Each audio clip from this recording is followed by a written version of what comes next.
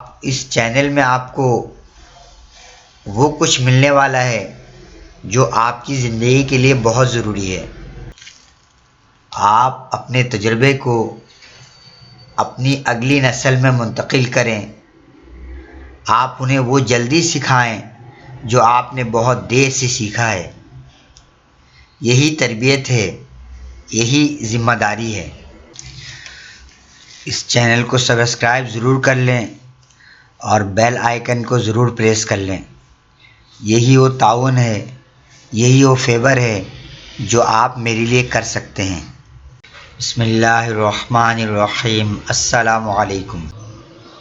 میری بیوی نے کچھ دنوں پہلے گھر کی چھت پر کچھ گملے رکھوا دیے اور ایک چھوٹا سا باغ بنا لیا۔ گزشتہ دنوں میں جب چھت پر گیا تو یہ دیکھ کر حیران رہ گیا کہ بہت گملوں میں پھول کھل گئے ہیں۔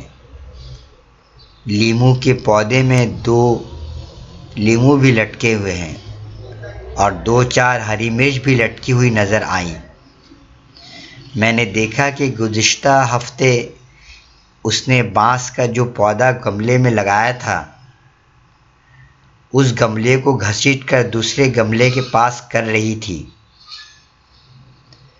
میں نے کہا، تم اس بھاری گملے کو کیوں گھسیٹ رہی ہو؟ بیوی نے مجھ سے کہا کہ یہاں بانس کا پودا سوکھ رہا ہے، اسے کھسکا کر اس پودے کے پاس کر دیتے ہیں۔ میں ہنس پڑا اور کہا، ارے پودا سوکھ رہا ہے تو کھاد ڈالو، پانی ڈالو، اسے کھسکا کر کسی اور پودے کے پاس کر دینے سے کیا ہوگا؟ بیوی نے مسکراتے ہوئے کہا، یہ پودا یہاں اکیلا ہے اس لیے مرجھا رہا ہے، اسے اس پودے کے پاس کر دیں گے تو یہ پھر لہلہا اٹھے گا۔ پودے اکیلے بھی سوکھ جاتے ہیں لیکن انہیں اگر کسی اور پودے کا ساتھ مل جائے تو جی اٹھتے ہیں۔ یہ بہت عجیب سی بات تھی۔ ایک ایک کر کے کئی فوٹو آنکھوں کے آگے بنتی چلی گئی۔ والد کی موت کے بعد والدہ صاحبہ کیسے ایک ہی رات میں بہت بوڑھی ہو گئی تھی۔ ابو جان کے جانے کے بعد وہ سوکھے ہوئے پودے کی طرح رہتی تھی۔ جس والدہ صاحبہ کو میں نے کبھی اداس نہیں دیکھا تھا وہ والد صاحب کے جانے کے بعد خاموش سی ہو گئی تھی۔ مجھے بیوی کے یقین پر مکمل اعتماد ہو رہا تھا۔ لگ رہا تھا کہ سچ مچ پودے اکیلے میں سوکھ جاتے ہیں۔ بچپن میں میں نے ایک بار بازار سے ایک چھوٹی سی رنگین مچھلی خرید کر لایا تھا اور اسے شیشے کے جار میں پانی بھر کر رکھ دیا تھا۔ مچھلی سارا دن گمسم رہی۔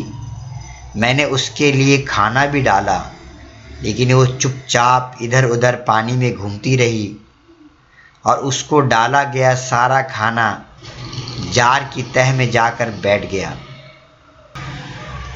مچھلی نے کچھ نہیں کھایا۔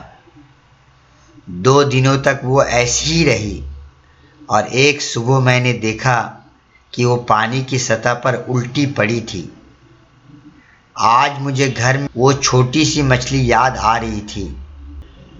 بچپن میں کسی نے مجھے یہ نہیں بتایا تھا۔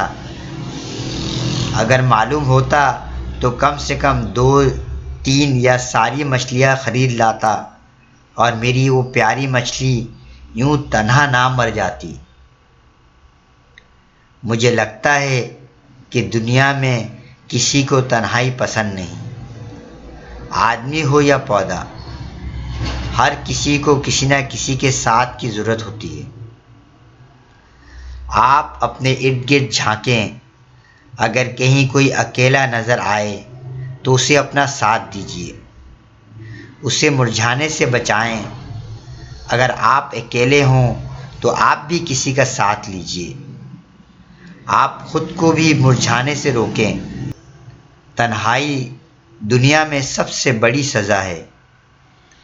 گملے کے پودے کو تو ہاتھ سے کھینچ کر ایک دوسرے پودے کے پاس کیا جا سکتا ہے، لیکن آدمی کو قریب لانے کے لیے ضرورت ہوتی ہے رشتوں کو سمجھنے کی، محفوظ کرنے کی اور سمیٹنے کی۔ اگر دل کے کسی گوشے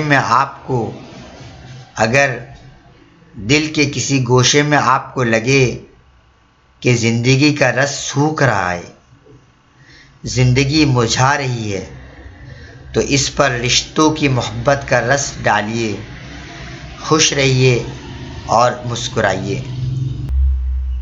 کوئی یوں ہی کسی اور کی غلطی سے آپ سے دور ہو گیا، اسے اپنے قریب لانے کی کوشش کیجیے۔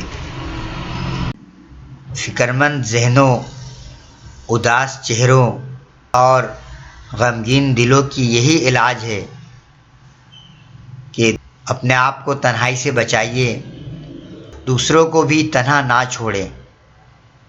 انشاءاللہ نیکسٹ ویڈیو کے ساتھ حاضر ہوں گے۔ اللہ حافظ، اللہ نگہبان۔